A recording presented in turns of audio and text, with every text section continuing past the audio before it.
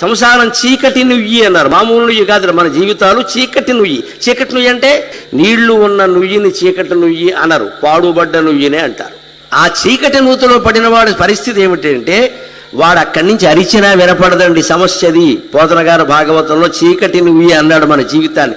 ఎందుకు అన్నాడంటే అరిచినా వినపడదు. నీళ్లు ఉన్న నూతిలో విశేషం ఏంటో తెలుసా? మీరు ఊ అంటే ఓ అంటుంది మైకులాగా. నీళ్లు ఉన్న చోట సౌండ్ వస్తుంది, ప్రతిధ్వని, రీసౌండ్ వస్తుంది. నీళ్లు లేకుండా కేవలం చెత్త చెదారం ఉన్న గోతులో లోతులో పడిపోయి అరిస్తే ఎవ్వడికి వినపడదు. అంటే మన సంసారాలు ఎలా ఉన్నాయంటే ఎవ్వడికి అరిచినా వినపడినంత నూతుల్లో పడ్డా మనం. ఇక్కడి నుంచి దేవుణ్ణి పిలిచినా వినపడదు.